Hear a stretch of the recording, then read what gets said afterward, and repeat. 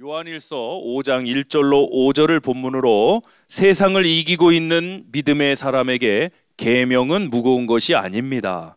세상을 이기고 있는 믿음의 사람에게 계명은 무거운 것이 아닙니다 라는 제목으로 말씀 전하겠습니다. 항상 이 해석의 차이가 또 충돌을 일으킬 때가 있습니다. 같은 상황을 놓고도 어떻게 해석을 하느냐 다를 수가 있어요. 그래서 항상 해석의 차이를 존중하고 인정할 줄 알아야 됩니다. 물론 우리가 말씀을 떠나서 진리를 떠나서 따라오는 해석은 우리가 받아들일 수는 없겠죠. 그러나 우리가 또 삶의 여러 영역에서는 각자 또 해석하는 차이가 있다는 것을 인정해야 될 필요가 있다는 것입니다. 이 해석에 따라서 선택도 달라져요. 저는 선택이 매우 중요하다라고 강조하고 싶습니다. 그럼 선택은 뭐냐? 선택은 한번 따라해 보실까요? 정답을 고르는 게 아니라 주의 길로 가는 것이다. 적어도 우리가 크리스찬이면 크리스찬의 정체성을 담아서 이렇게 정의를 한번 갖길 원합니다. 선택이 뭐냐? 정답을 찾고 정답을 고르는 게 아니라 우리는 주의 길로 가게 되는 것이다. 두 갈림길에 선 한 사람이 있었답니다. 한쪽 길은 굉장히 평탄해 보이고 다른 한쪽 길은 굉장히 터프해 험난해 보였대요. 그때 말씀이 생각났대요. 좁은 길로 들어가라. 좁은 문으로 들어가라. 그래서 그 사람이 어떤 선택을 했느냐? 평탄한 길보다는 험난해 보이는 길로 가기를 선택했답니다. 그래서 힘들게 열심히 그 길을 갔답니다. 그리고 마침내 그 길 끝에 이르렀는데 이게 웬일입니까? 길이 막혀 있더래요. 어떤 생각이 들었을까요? 후회가 밀려왔죠. 그때 이 험한 길 말고 차라리 평탄한 길을 선택할 걸. 후회만 남는 게 아니라 그때 또 원망과 불평도 생겨났습니다. 하나님의 말씀은 진리가 아니구나. 근데 이게 웬일입니까? 다시 되돌아갈 수도 없는 지경에 이르렀습니다. 그래서 그 사람이 선택을 했습니다. 어떤 선택을 했느냐?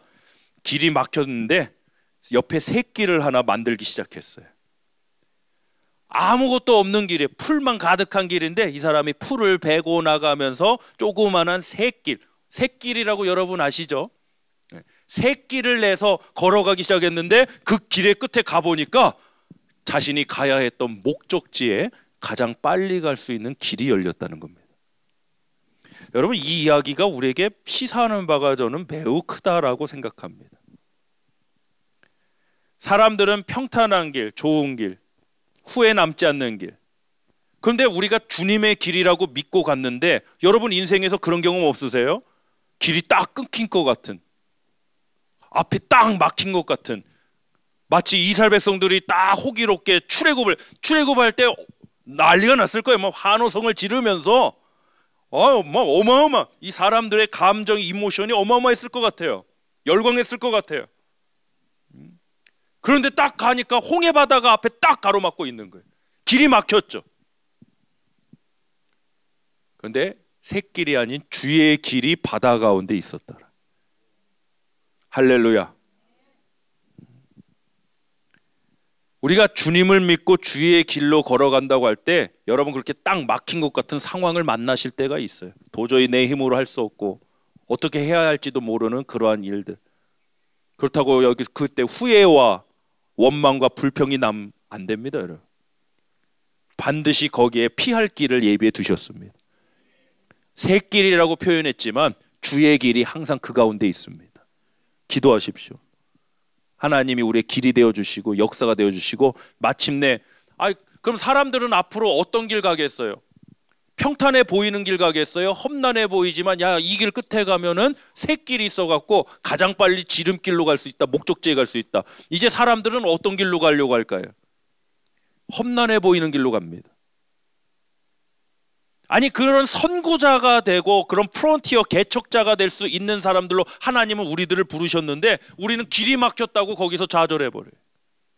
내가 생각한 대로 내가 주의 길을 갔는데요, 내가 기도하고 열심히 갔는데 말씀 따라갔는데 왜 이런 꽉 막힌 환경이 펼쳐졌습니까? 라니, 저 역시도 이런 생각 수도 없이 했습니다. 근데 그때마다 하나님은 내가 미처 알지도 못하던 새로운 길, 가보니까 그 길이 제일 빠른 길이더라. 그런 하나님을 여러분 믿고 의지하며 나가길 축복합니다. 우리 3절 말씀 한번 보겠습니다. 시작. 하나님을 사랑하는 것은 이것이니 우리가 그의 계명들을 지키는 것이라. 그의 계명들은 무거운 것이 아니로다. 아멘.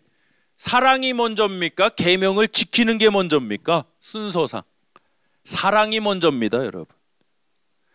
계명을 지켜라, 지켜야 구원받는다, 이러면 율법주의죠.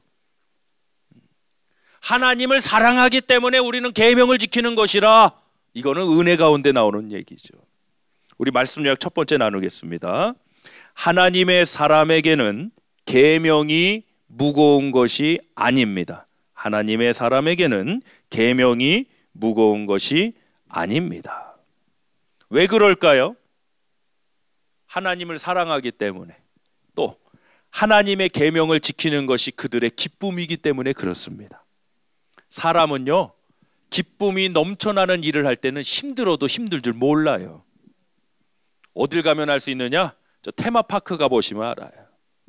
세상에 그 더운데도요, 1시간 이상씩 줄을 서 있는데도 뭐가 그렇게 좋은지 까르르 까르르 막 웃고 좋아해요. 나는 짜증나 미치겠어. 나는 힘들어. 난 더위 먹을 것 같아. 그런데도 뭐가 좋은지 막 그렇게 다리 아프게 줄 서 있는데도 그렇게 좋아해요. 당장 저 테마파크만 가보십시오.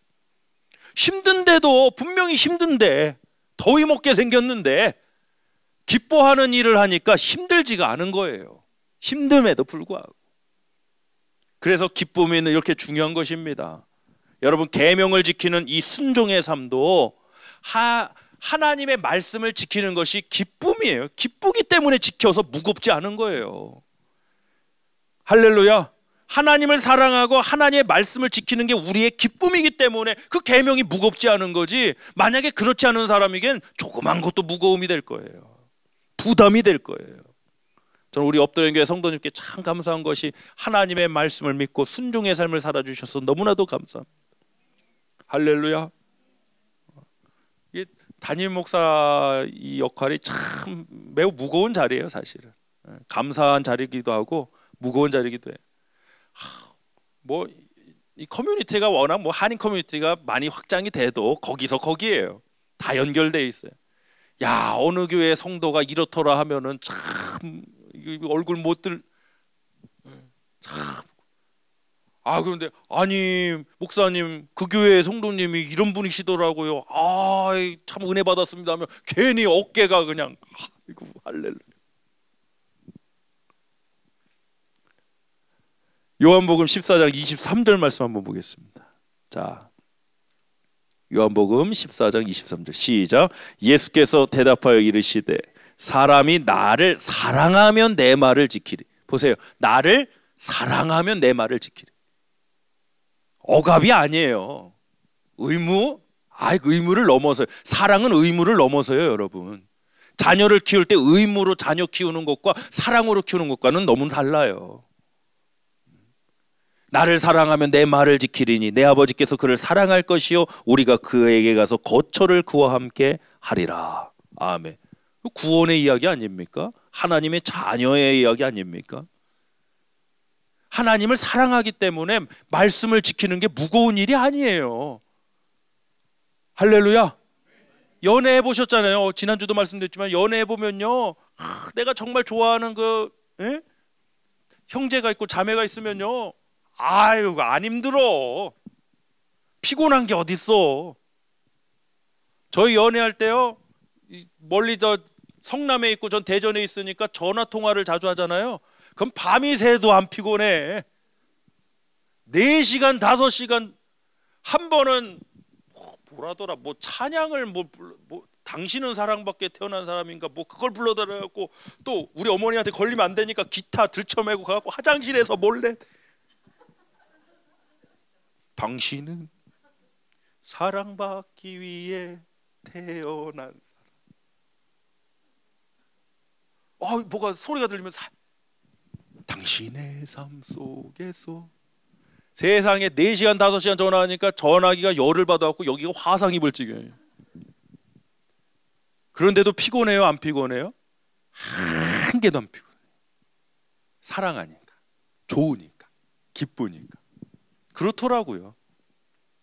말씀을 지키는 삶이 부담되신다고요? 계명이 어렵다고, 무겁다고요? 교회에서 부담감을 느끼신다고요? 저는 사랑의 문제가 있다고 생각해요. 기쁨의 문제가 생기셨다고 생각해요. 정말 사랑해 보세요. 제가 양 목사님을 얼마나 사랑합니까? 어제도 냉장고를 들쳐매고 그 2층을 올라가는, 예? 냉장고, 김치 냉장고, 소파, 위에서 2명, 우리 전도사님하고 은명인가 둘은 앞에, 밑에서는 내가 그냥 들쳐매고 가겠다. 차라리 이게 좁으니까 통로가. 파스를 3개 붙이고 하시오 지금. 우리 양 목사님 제가 사랑하고 좋아하니까. 물론 힘들죠. 왜 안 힘들어요? 힘든데도 힘든 걸 모르겠더라고. 우리가 주님을 사랑하면 이렇구나. 형제자매를, 교회를 사랑하면 이렇구나. 할렐루야. 자, 로마서 7장 22절도 한번 보겠습니다. 시작. 내 속사람으로는 하나님의 법을 즐거워하되. 내 속사람이 하나님의 법을 즐거워한다. 이게 없는 거예요. 이게 없으니까 무겁고 부담스러운 거예요. 하나님 말씀 지키는 게. 여러분, 이 워딩을 잘 들어보십시오. 순종이 우리를 구원해 주는 것은 아닙니다. 그렇다면 행위 구원으로 넘어가기 때문에 문제가 됩니다. 순종이 우리를 구원해 주는 것은 아닙니다. 그러나 순종은 우리에게 구원이 이루어졌다는 증거입니다. 할렐루야. 워딩 정리를 잘 하셔야 돼요. 한번 따라해 보세요. 순종이 우리를 구원해 주는 것은 아니지만 순종은 나에게 구원이 이루어졌다는 증거입니다. 할렐루야. 그러니까 순종을 따로 떼서 없애고 이게 아니에요. 해도 되고 그만이 아니에요, 여러분. 성경은 이걸 절대로 그런 식으로 구분하지 않습니다. 요한복음 3장 36절도 한번 보겠습니다. 시작. 아들을 믿는 자에게는 영생이 있고 아들에게 순종하지 아니하는 자는 영생을 보지 못하고 도리어 하나님의 진노가 그 위에 머물러 있느니라. 36절 자세히 보세요. 아들을 믿는 자와 믿는 자는 영생이 있다. 구원이 있다. 그런데 아들에게 순종하지 않는 자는 영생을 보지 못하고 진노에 머문다. 지옥, 심판이다. 그럼 뭐를 서로 딱 대치시키고 있어요? 믿는 것과 순종하는 것을 서로 같이 놓고 있다는 거죠. 구분하지 않았다는 거죠. 오늘날 우리 현대 기독교 신앙의 가장 큰 어려움 중에 하나가 이겁니다. 믿는 것 따로 순종 따로입니다. 이거 따로 국밥도 아니고 이러면 안 됩니다, 여러분. 이것이 신앙의 위기, 교회의 위기를 지금 만들어내고 있습니다. 그럼 건강한 신학도 아니고 신앙도 아니에요. 믿는 것은 순종과 함께 있는 거예요. 할렐루야. 정말 우리가 예수님을 믿으면요, 주님을 사랑하면요, 주님의 기쁨 안에 거하면요, 순종의 삶이 왜 부담이 됩니까? 왜 무겁습니까? 오히려 순종의 삶이 너무 기쁘지 않겠어요? 감사하지 않겠어요? 감격이 넘쳐나지 않겠어요? 야, 오늘도 내가 하나님의 말씀을 살아냈다는 그 뿌듯함. 저는 하루를 마무리할 때 그렇게 기도해요. 오늘 하루도 하나님의 말씀을 살아냈다는 그 뿌듯함이 있게 해주세요. 여러분, 그 뿌듯함 놓고 이번 한 주간 기도해 보셨으면 좋겠어요.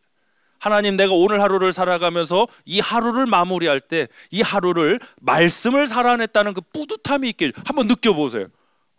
정말 풍성한 존재가 되는 것 같아요. 정말 풍성한 존재가 돼요. 할렐루야. 세상을 이기지 못하는 오늘날의 연약한 믿음. 연약한 믿음, 이게 좀 말이 이상한데요. 세상을 이기지 못하는 믿음의 모습이 바로 요 지점이에요. 믿음과 순종을 따로 구분해 놓은. 자, 제가 항상 강조하죠.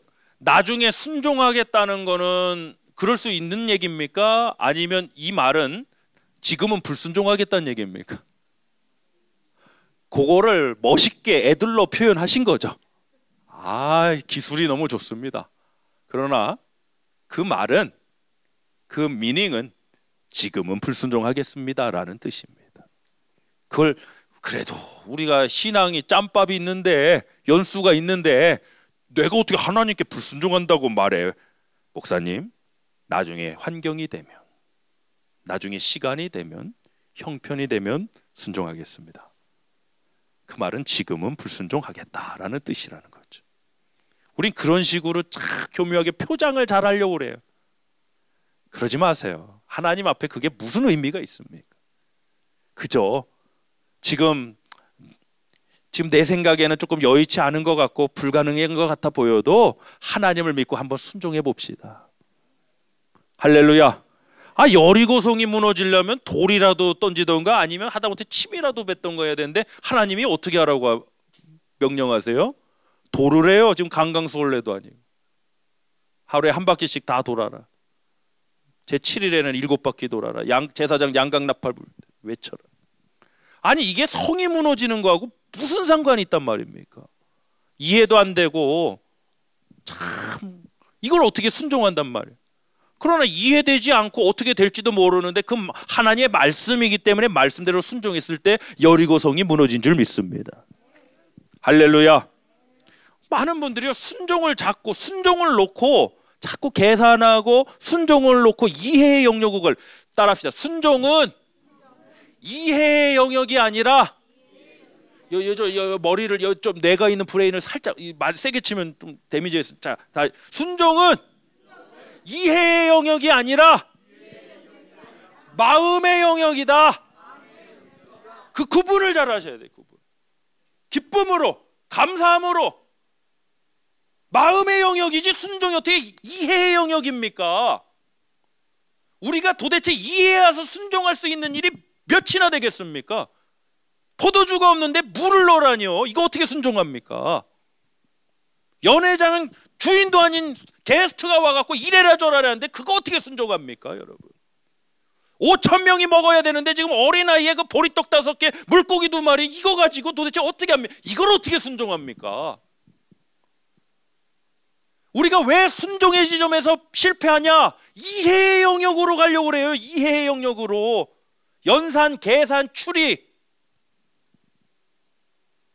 순종은 이해의 영역이 아니라 마음의 영역이 마음의 영역. 하나님을 사랑하는 마음으로, 기쁨으로, 감사함으로. 할렐루야.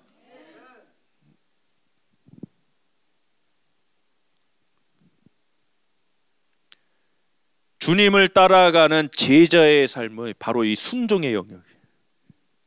순종이에요. 성경에는 예수님을 따라다니던 사람들 두 파트로 나눠요. 첫 번째 무리, 또 두 번째 제자들. 무리 이 사람들은요, 뭐 기적의 현장에는 항상 있었지만 조금이라도 자기들 생각들이랑 맞지 않거나 고난 다 떠나가 버려요. 제자들은 달라요. 물론 십자가 앞에서 연약함이 있었지만 결국에는 부활하신 예수 그리스도를 만나고 변화된 그 삶과 사역의 현장으로 가지 않습니까? 무리인가 제자인가? 주님을 따라가는 제자의 삶의 영역이 바로 이 순종의 영역. 순종이에요. 그냥 하는 거예요. 무조건 하는 거예요. 마음의 뜨거움으로 하는 거예요, 여러분. 할렐루야.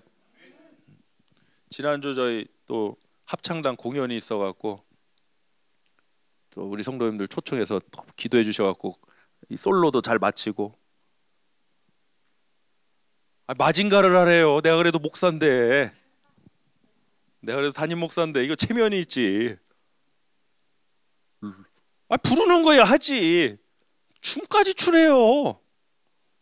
근데 더 웃겨야 된대요.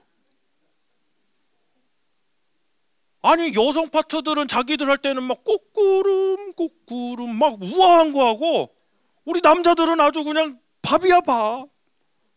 당신네들은 웃겨야 된다 무조건. 망가져야 된다.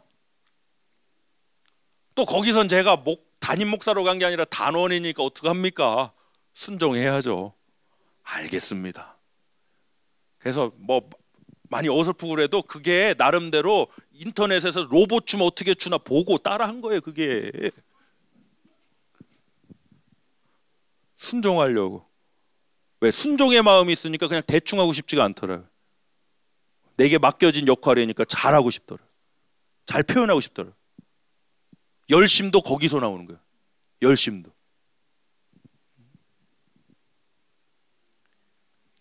여러분, 주인이 있습니다.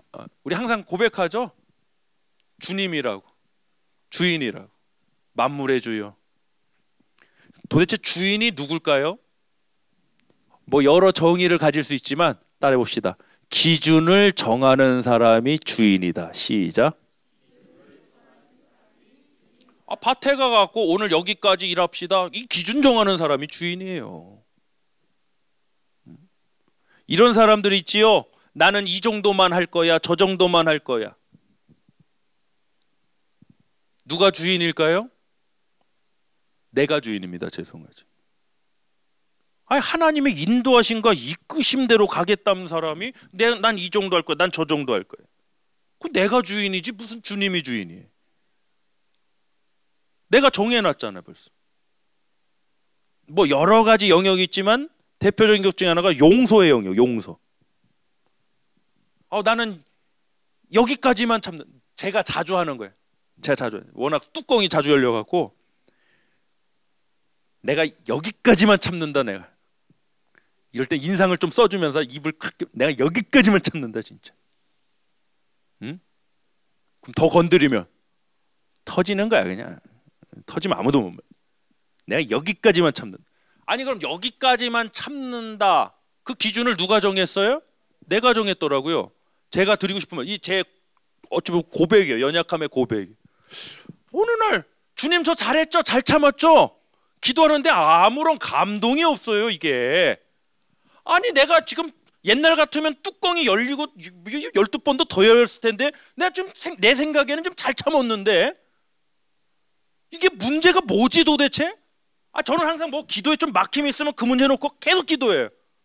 뭔가 주님의 뜻하신가 메시지가 있기 때문에. 이 문제가 하고 제가 한 달을 기도했던 것 같아요. 분명히 제 생각에는 과거 대비 잘 참았거든요. 아니 그런데 이상하게 이게 뭔가 내가 잘못한 것 같아. 그때 이 큰 깨달음이 있었어요. 누가 기준을 정했는가? 그 생각이 번뜩 난. 기준을 정하는 자가 주인이다. 마태복음 18장에 가면 그래서 생각났던 말씀이 마태복음 18장이에요. 베드로가 예수님께 이렇게 말합니다. 누가 나에게 범죄를 하면 죄를 지으면 몇 번까지 용서합니까? 7번이면 됩니까? 솔직히 같은 사람이 같은 잘못을 하는데 7번 용서하면 대단히 잘한 거죠. 근데 예수님의 대답은 뭐였죠? 7번뿐 아니라 7번에 70번까지도 해라. 아니 그러면 77 타임인가요? 그렇게 되죠? 아니 그러면 그 숫자만큼 정말 지켰으면 잘한 겁니까? 그러고 나서 폭발하면 지금 이 말씀이 그런 의미인가요? 잘 보세요. 베드로가 나와서 물론 완전한 용서를 말하는 장면이기도 하지만 잘 보세요. 베드로가 와서 그 기준을 먼저 제시해. 7번이라는 기준은 누구의 기준이? 베드로의 기준이었다고. 그렇죠? 그럼 누가 주인이에요? 베드로가 주인인 거예요, 이거. 근데 예수님은 물론 이 말씀이 완전한 용서를 말씀하는 걸 잘 알아요. 그러나 거기에 조금 더 우리가 의미를 확장시켜서 생각해 보자면 네가 기준 정하는 주인 되지 말고 하나님이 너의 주인이 돼야지. 아멘. 정말 내가 했던 그 선택과 결정에 하나님이 주인이었는가? 저는 오매 뜨거워라 할 때가 참 많더라고요. 내가 기준을 정해. 내가 선택을 했어. 도대체 하나님은 어떤 분이에요? 그 문제에 있어서, 그 이슈에 있어서 하나님은 도대체 어떤 하나님이었던 거예요?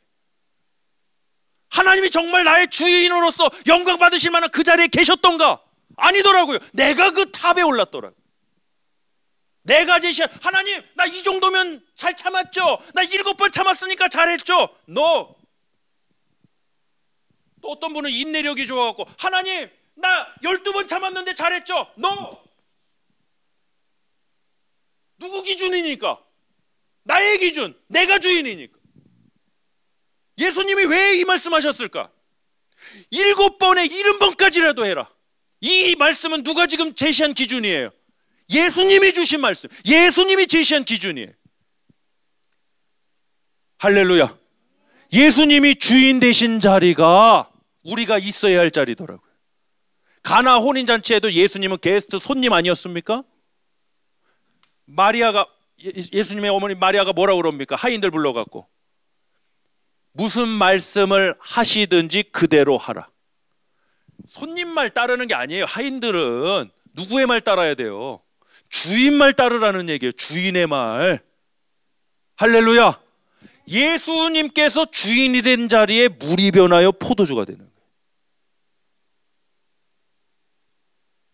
이게 순종이더라고요. 전 정말 이 기도를 한 달을 하고 이때 얼마나 제 스스로 부끄러웠는지 몰라요. 내가 기준 정해놓고, 내가 기준 제시해놓고, 하나님 나 잘했죠? 잘하긴 뭘 잘해, 지가 주인인데.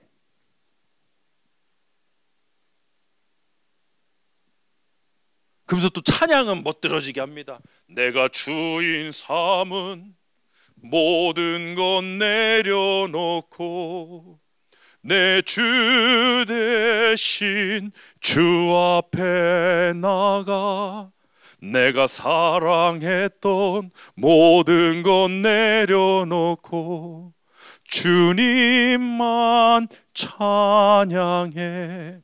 찬양은 또 잘해. 또 말은 잘해. 실상은 아니면서 입술로만 주여. 자, 마태복음 7장 21절 한번 보겠습니다.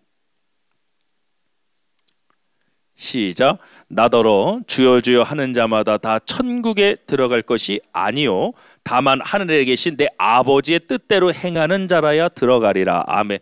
행함 구원을 말하는 게 아니라 아버지의 뜻대로 행하는 자, 하나님이 주인 되신 사람, 하나님이 주인 되신 사람. 천국의 주인이 하나님 아버지 아니십니까? 문은 주인이 열어주시는 거지 뭐 우리 마음대로 열려라 한다고 열리는 게 아니잖아요. 하나님이 주인 되었는가?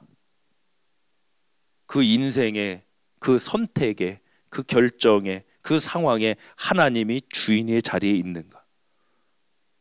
저는 참 부끄러울 때가 많아요. 솔직한 얘기. 참 목사지만 다 너무 부끄러울 때가 많아요.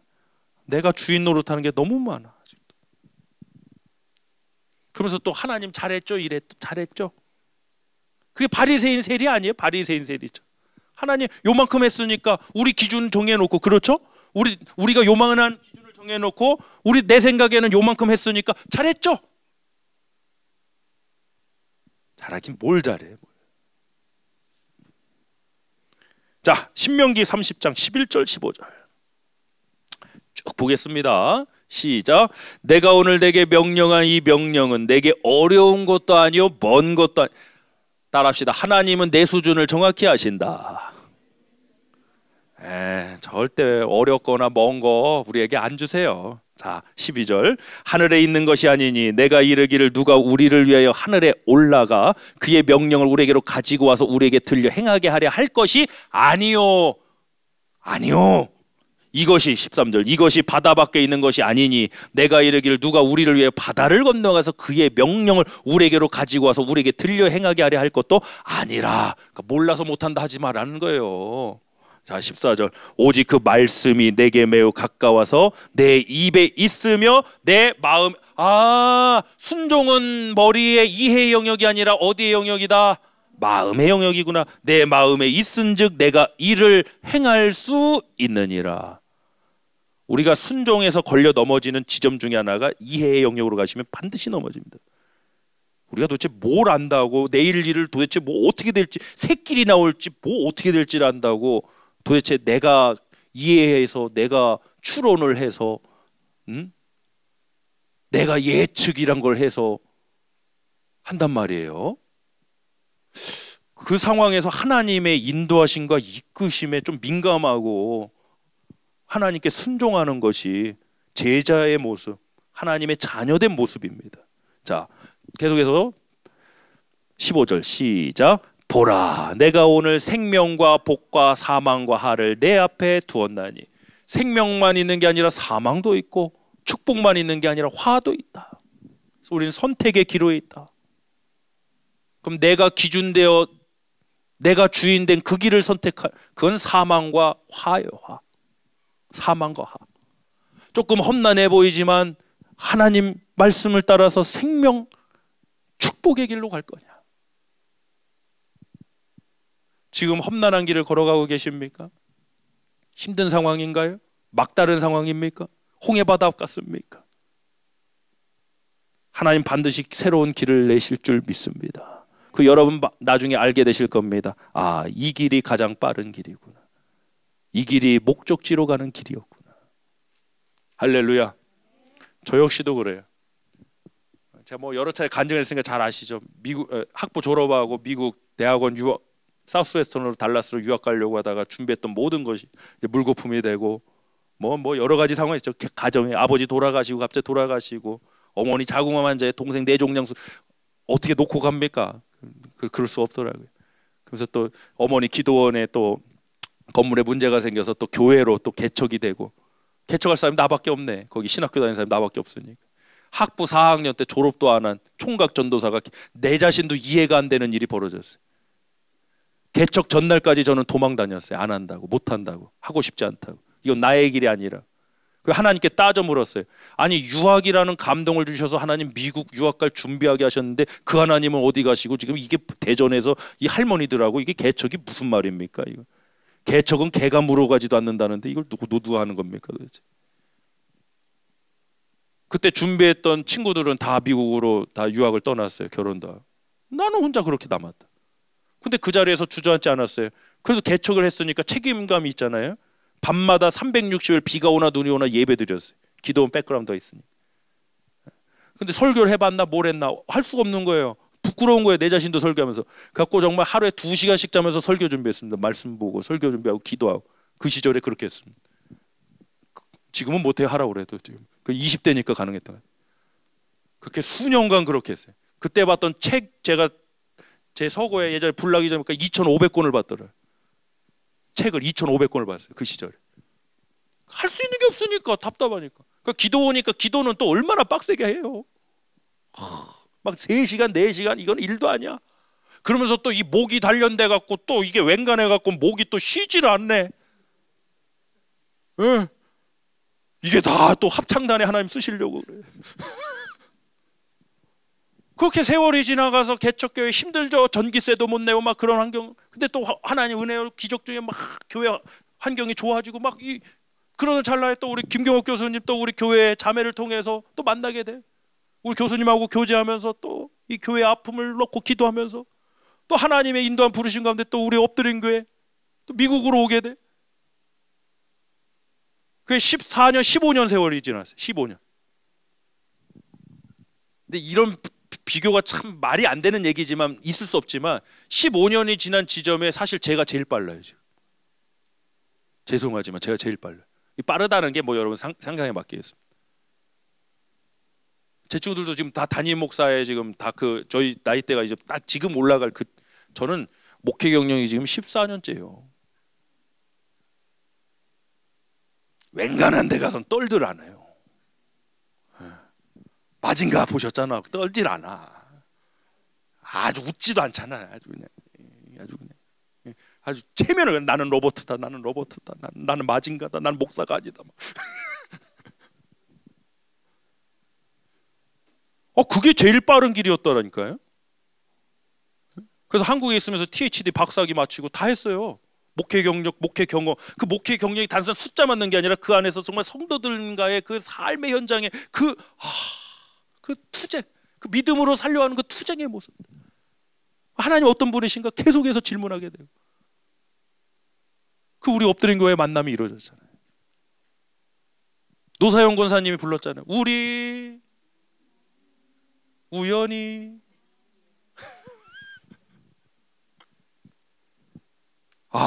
참 기가 막 길이 막혔다고요? 저도 느꼈습니다. 저도 느꼈습니다. 난 이제 끝났구나. 미국 유학 다 끝났고. 하나님의 계획은 그게 아니다. 근데 새로운 길이 개척이라는 길이 열려서 그 길에 충실히 갔더니 그 길이 제일 빠른 길이었더라고요. 할렐루야. 여러분 어떤 상황이 다가와도 하나님의 자녀됨을 잊지 마십시오. 그리고 항상 우리는 순종의 길을 가는 저와 여러분 되실 축복합니다. 이제 말씀 마지막으로 한번 보겠습니다. 자, 11절부터 히브리서 11장 보겠습니다. 히브리서 11장 33절. 자, 시작. 히브리서 11장 33절. 네, 준비됐네? 한번 제가 읽겠습니다. 그들은 믿음으로 나라들을 이기기도 하며 의를 행하기도 하며 약속을 받기도 하며 사자들의 입을 막기도 하며 불의 세력을 멸하기도 하며 칼날을 피하기도 하며 연약한 가운데서 강하게 되기도 하며 전쟁에 용감하게 되어 이방 사람들의 진을 물리치기도 하며. 이건 다 승리의 얘기잖아요. 사자의 입 막고 뭐 전쟁에서 승리하고. 그럼 이 사람들만 믿음으로 승리한 사람들이냐? 아니요. 35절 시작. 여자들은 자기의 죽은 자들을 부활로 받아들이기도 하며 또 어떤 이들은 더 좋은 부활을 얻고자 하여 심한 고문을 받되 구차히 풀려나기를 원하지 아니하고 또 어떤 이들은 조롱, 채찍질 뿐 아니라 결박과 감옥에 갇히는 시련도 받았으며 더 나가요. 돌로 치는 것과 톱으로 켜는 것과 시험과 칼로 죽임을 당하고 양과 염소의 가족을 잇고 유리하여 궁핍, 환난, 학대를 받았으니 이런 사람은 세상이 감당하지 못하느니라. 이게 히브리서 11장 믿음의 선진들, 믿음의 영웅들의 이야기입니다. 여러분 믿음으로 승리한다는 게 무조건 결과적으로 나타나는 그러한 일만 있는 줄 아세요? 아니요. 사자의 이빨에 찢기면서도 믿음을 지키는 게 믿음의 승리입니다. 할렐루야. 학대를 받으면서 궁핍하면서도 믿음을 지키는 것이 진정한 믿음의 승리입니다. 우리 엎드린 교회 승리하고 있나요? 승리합시다. 여러분의 삶의 현장이 날마다 하나님의 은혜로 믿음의 승리가 있기를 주님으로 축복합니다. 할렐루야. 할렐루야. 저는 우리 엎드린 교회가 항상 주님 은혜 아래서 승리하는 교회가 됐으면 좋겠어요. 승리할 줄 믿고요. 어떠한 문제와 상황이 와도 우리는 하나님께서 감당할 만한 능력과 은혜를 더해 주실 줄 믿습니다. 아멘. 돌아가셨는데 한국에 이제 지성인이었지만 영성인이 되셨던 우리 이어령 교수님, 초대 문교부 장관 이어령 교수님. 이어령 교수님이 슬픔에 대해서 이런 글을 쓰셨습니다. 특히 우리 한국 사회는 슬픔을 부정적인 것으로 보잖아요. 그래서 항상 슬픔을 당하는 사람에게 뭐라고 권면을 합니까? 빨리 잊어라. 근데 이어령 교수님은 이렇게 말씀하셨습니다. 슬픔은 사랑했다는 증거다. 슬픔은 사랑했다는 증거다. 그렇잖아요. 사랑 안 했으면 뭘 슬퍼? 갔나보다 하지. 슬픔은 사랑했다는 증거다. 그것을 억지로 지우려는 것은 그 사랑을 부정하는 것이다. 여러분 어찌 우리 인생이 항상 웃을 일만 있겠습니까? 만약 그런 생각을 갖고 살아간다면 굉장히 위태롭습니다. 인생이란 것은 슬플 일도 많고 눈물 날 일도 많고 웃을 일도 있지만 그것이 우리의 인생입니다. 그러나 어떠한 상황이 되든 우리는 끝까지 믿음 지키는 승리자가 되길 축복합니다.